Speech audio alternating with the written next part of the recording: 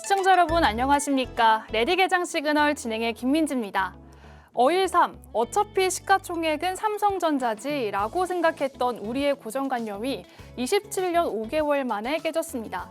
그동안 SK하이닉스의 주가가 가파르게 상승할 때마다 이러다가 SK하이닉스 시가총액이 삼성전자 이기는 거 아니야? 라는 농담 한 번씩 들어보셨을 텐데 정말 그렇게 됐습니다.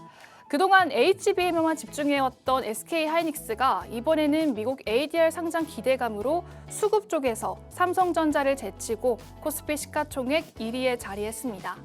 1년 동안 삼성전자 주가가 480% 상승하는 사이 SK하이닉스는 무려 920% 폭등했는데요. 이 말은 SK하이닉스의 주가 탄력이 더 좋아졌다는 뜻이겠죠. 그리고 어제는 이 SK하이닉스뿐만 아니라 반도체 소부장에서도 아주 존재감 확실하게 드러났습니다. 특히 장비주 정말 대단했는데요. 그도 그럴 것이 그 무역 수출 지표가 굉장히 상당했습니다. 6월 중순까지 무려 620억 달러, 하나로 95조 원에 달하는 수치인데요. 그중에서도 반도체는 무려 190% 정도의 상승을 보였습니다. 그래서 이렇게 반도체가 한국에서만 좀 대단한 걸까라고 생각이 들어서 글로벌 시장 지표를 좀 살펴봤습니다.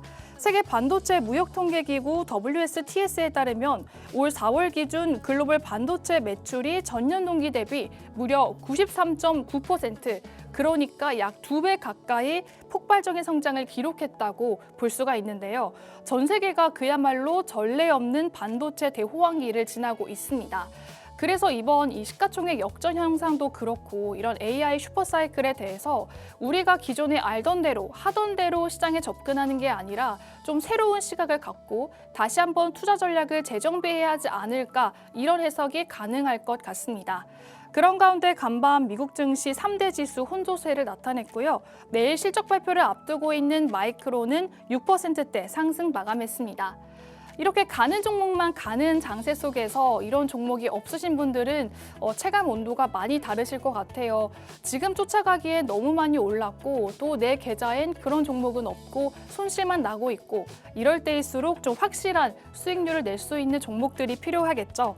자금이 움직이는 방향을 포착해 어마어마한 수익률을 또 기록하고 계시고 김도준 전문가님과 함께 확실한 수익을 거둘 수 있는 투자 전략, 종목들 함께 살펴보도록 하겠습니다.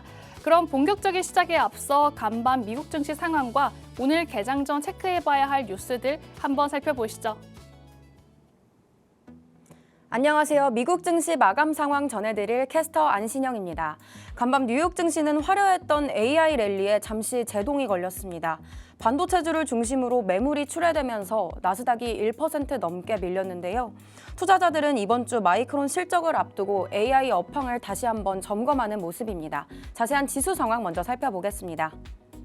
뉴욕 증시 3대 지수 혼조세로 마감했습니다. 다우존스는 0.29% 오른 51,712선에 나스닥과 S&P 500은 하락 마감했습니다. 기술주 비중이 높은 나스닥이 가장 크게 흔들렸는데요. 오랜만에 AI 관련주가 시장을 끌어내린 하루였습니다. 다음으로 시총 상위 종목들의 흐름도 함께 살펴보겠습니다. 오늘 M7 종목들은 반가운 소식을 들려주지 못했습니다. 상위 5개 종목은 크게 두 그룹으로 나뉘었는데요. 먼저 AI에 돈을 쓰는 기업들이죠. 알파벳과 아마존 그리고 마이크로소프트가 모두 약세로 마감했습니다.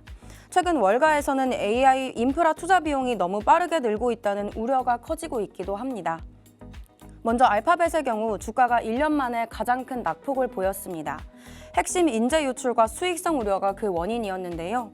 지난주 제미나이 모델의 공동 리더이자 엔지니어링 부사장인 노암 샤지어가 오픈 AI로의 이적을 발표한 데 이어서 24년도 노벨 화학상 수상자죠. 존 점퍼 부사장이 엔트로픽으로 이적한다라는 소식을 내놓았습니다. 이 소식에 알파벳의 주가는 5% 넘게 빠지는 모습이었습니다. 다음으로 마이크로소프트는 텍사스 서부 지역에 추진 중인 대규모 데이터 센터 프로젝트 킬비를 위해서 쉐브론과 20년 천연가스 공급 계약을 체결했다는 소식을 전했는데요. 이 소식에 쉐브론은 상승했지만 마이크로소프트는 하방 압력을 이겨내지 못하며 3% 넘게 밀렸습니다. 아마존의 경우 알파벳의 인재 유출 악재가 더해지면서 동반 하락세를 기록하는 모습이었습니다. 반면 엔비디아는 조금 상황이 달랐는데요. 엔비디아 역시 1% 가까이 주가 밀렸습니다. 핵심 무기인 시간당 렌탈 비용이 떨어지고 있다는 소식이 그 원인으로 보여졌습니다.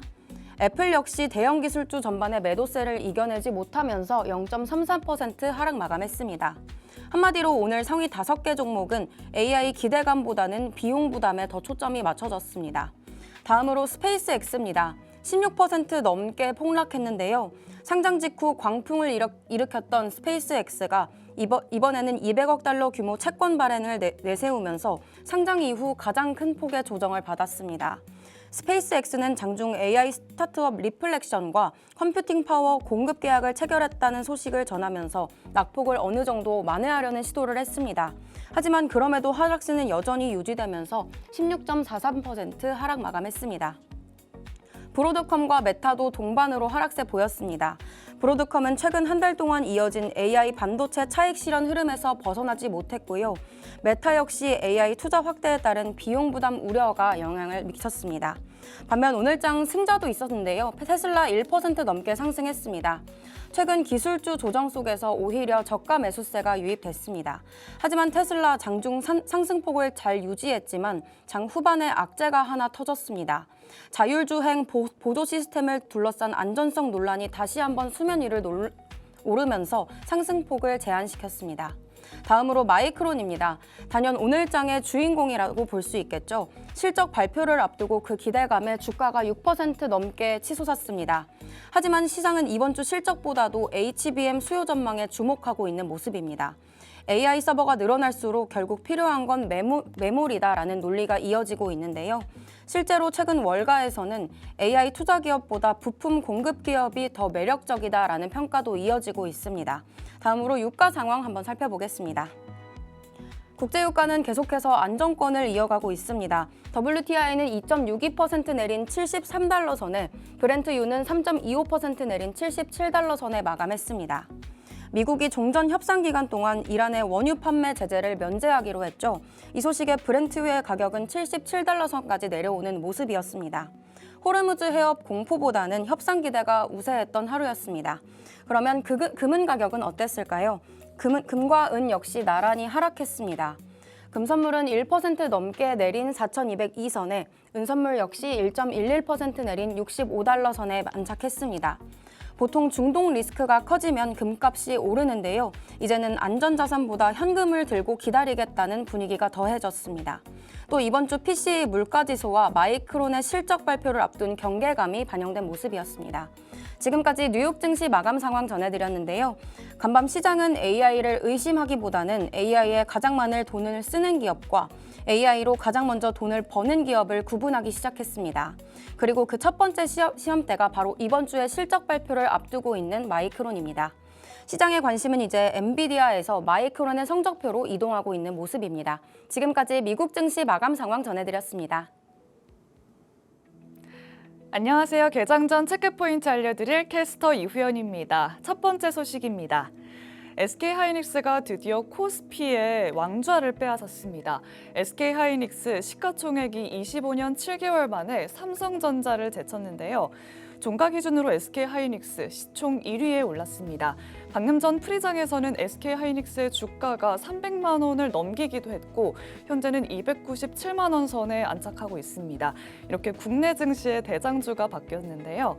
현재 시간 22일 SK하이닉스가 신청한 ADR 심사 결과가 곧 오늘 발표가 될 예정입니다. ADR이 상장이 되면 미국 투자자들도 SK하이닉스에 투자를 할 수 있게 되고요. 또 미국 SEC 심사가 통과되면 나스닥에도 상장이 됩니다. 또 SK하이닉스가 상대적으로 삼성전자보다 주가가 오르는 그 상승폭이 큰데요. HBM4가 본격적으로 등장하면 두 기업의 가치가 재평가될 가능성도 있습니다. 두 번째 소식입니다. 이번엔 중동 소식인데요. 미국과 이란이 1차 고위급 회담을 가졌습니다. 스위스에서 무박 2일 동안 진행이 됐고요. IAEA 핵 사찰단이 다시 이란으로 복귀하는 등 최종 합의까지의 토대를 마련했다라는 소식이 전해졌습니다. 간밤 벤스 부통령은 이란의 동결 자금이 미국의 승인을 받아야만 사용이 가능하다고 밝혔는데요. 또 호르무즈의 통행량도 회복이 됐다라고 밝혔습니다. 또 이란산 이란 원유에 대한 제재는 60일 동안 유예하기로 했습니다. 이란의 핵포기 관련 협상은 아직 진행이 되진 않았지만 종전 양해각서를 위한 기본 틀이 마련이 됐다라고 보시면 되겠습니다. 간밤 협상의 진전으로 인해서 어제 국제 유가는 출렁이다가 소폭 하락 마감했습니다. 세 번째 소식입니다. 2주 전 엔비디아 젠슨 황 CEO가 한국을 방문해서 삼겹살 회동을 가졌었죠. 이번에는 LG가 엔비디아를 향합니다. 현지 시간 22일 LG 계열사 경영진 30여 명이 미국 엔비디아 본사를 찾는다라는 소식이 전해졌습니다. 구광모 LG그룹 회장이 젠슨 황 CEO를 만난 지 2주가 지났는데요. 엔비디아와 피지컬 AI 협력을 본격화하고 핵심 인재를 확보하기 위해서 속도를 내고 있는 모습입니다.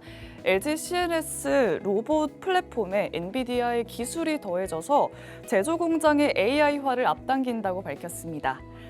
피지컬 AI 연구를 넘어서 이제 제조 물류 기업까지 발을 넓히겠다라는 이야기인데요. 과연 LG와 엔비디아의 협력이 주가로도 이어질 수 있을지 계속해서 시장 상황 예의주시하셔야겠습니다. 현재 시간으로 24일에는 마이크론의 실적 발표가 예정되어 있습니다. 반도체 투톱이 우리 국내 증시를 견인하는 가운데 반도체 랠리가 계속해서 이어질 수 있을지 함께 지켜보셔야겠습니다. 전 지금까지 개장 전 체크포인트 알려드린 캐스터 이후연입니다.